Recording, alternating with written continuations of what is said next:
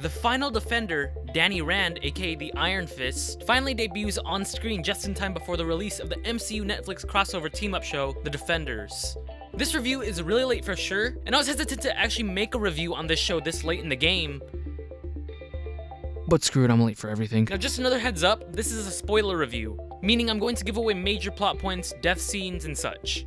And if you didn't watch the show and still don't care about those, then hey, welcome! Let's ruin everything, you spoiled brat. Anyways, here's my review of Marvel's Iron Fist. This story follows a standoffish man named Daniel Rand who, after surviving a plane crash 15 years ago, is presumed dead. When he finally comes back to New York to the company his family founded, not only does he find the friends he once knew and loved, but he also finds himself in a difficult time to choose between the life of Danny Rand and the Iron Fist.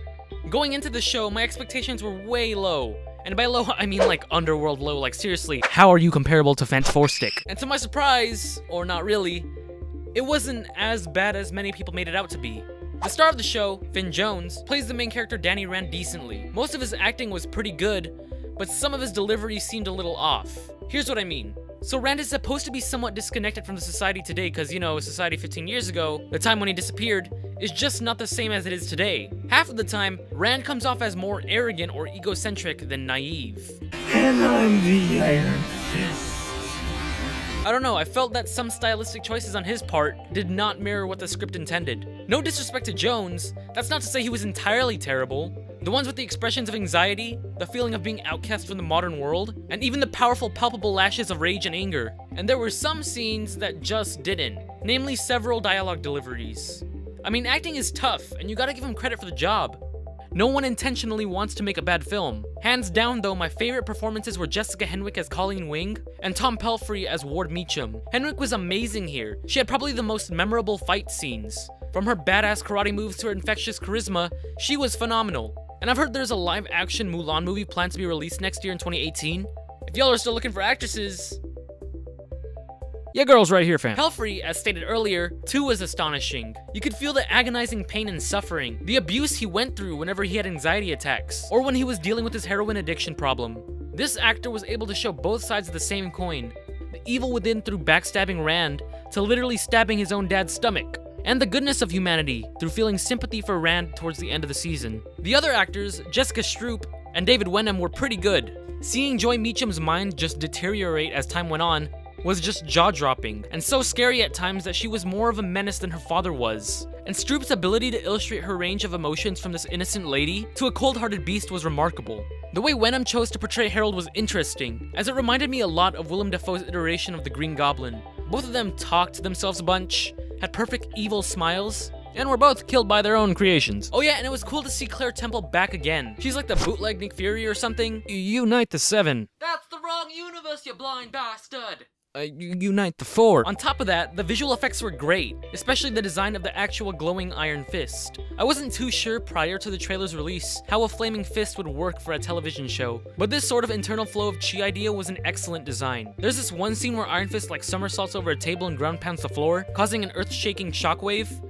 That was just utter perfection. I just wish there was more of it. Now let's talk about some of the gripes I had with the series. First, the action scenes. Okay, 5 years ago, if you walked up to me and asked me which film or series would have better fight sequences, Daredevil or Iron Fist, I would have easily said Iron Fist.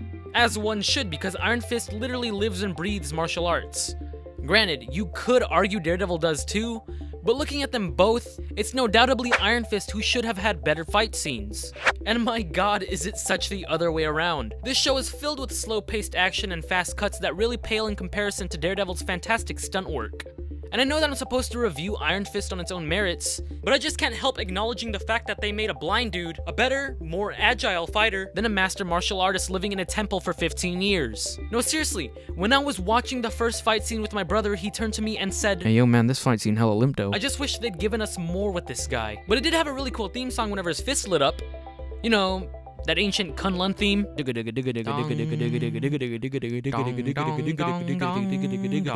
second thing that kind of bothered me was the whole Rand Enterprises plot.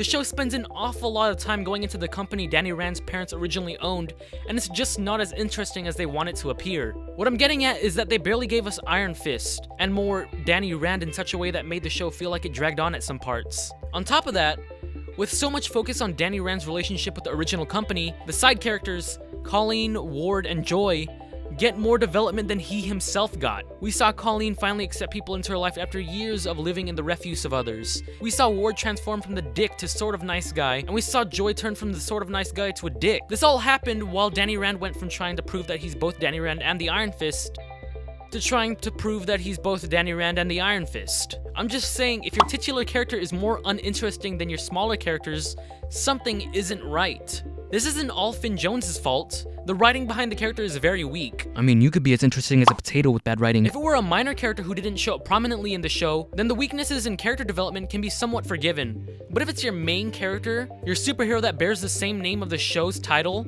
who has less layers to him than the much smaller characters, then it ironically brings the show down. In that, the show should have been called the Ironic Fist. Hashtag Danny Bland. Sha-la-la-la. Also, unlike the first seasons of Daredevil and Jessica Jones, this show seems to follow the Luke Cage route where it loses focus in the middle of the show. See, what happened with Luke Cage is that, towards episode 7 or 9, a new villain that we've barely heard of prior to the reveal is introduced. Here though, this show had 3 main villains, which included Harold Meacham, Madame Gao, and Bakudo. You can tell that the show struggles to balance the screen time of the 3 of them, and ultimately we don't get too intrigued into their backstories as we just switch villains right before they start making each side of the story enthralling. This hurts the series, as it turns a what could have been coherent and compelling way of telling stories into a convoluted mixed bag. Yeah, Daredevil had Madame Gao in it too, but the plot involving her wasn't as confusing as it is here. They're introducing multiple factions of the Hand in this show, distinguishing the difference between both the good and the bad. And while conceptually that's a great idea, it just seems too rushed this early on, especially in Iron Fist's first season. Maybe they should have saved it for season 2 for a more powerful moment similar to the Hydra reveal in Captain America: The Winter Soldier. I know it sounds like I hated the show, but I really didn't. There are several redeemable things and themes, like Joy revealing her true nature as she grows tired, or Harold Meacham acting like your terrible cousin, who only acts nice to you when they need you but then throw you under the bus when they don't anymore, or even Danny Rand just trying to find a place to fit in this world. And yeah, I've heard about the whole whitewashing thing. I don't really see the problem though, because Danny Rand was originally and currently still is a Caucasian male. Sure, you could argue that people back then weren't as progressive as they are now, and they could have made some tweaks, but to be honest, does it really bother you that much? I mean, I can see why some people would get upset about it, but hey, at least they aren't changing the essence of the character. I mean, you can't just turn the Black Panther to the White Panther, right? That's a straight up fan mob death wish right there. In the end, Iron Fist had a handful of interesting characters and plot points, but a lot of that is overshadowed by the different intertwined stories of the 3 villains this show has. There are so many subplots that just don't mesh well together. The idea was for sure there, but the execution was just not on par. The action scenes were decent, not horrible, but they could have been much better. Iron Fist is a decent Netflix TV show, but it could use a lot of brushing up. I'm gonna give Iron Fist a 79%. Ranking all the Marvel Netflix TV shows we have already from best to worst, for me, it goes Daredevil Season 1, Jessica Jones Season 1, Luke Cage Season 1, Daredevil Season 2, and then Iron Fist Season 1. I'm hoping that Defenders will become my new number 1, but those are really high hopes, and I should probably dial it down. Anyways, thank you guys so much for watching. Let me know your thoughts on Iron Fist down in the comment section below. And if you genuinely like this video, then please be sure to hit that like and subscribe button. Also, consider following me on my Twitter, Facebook, and Instagram accounts. And for more of my videos, just click right here.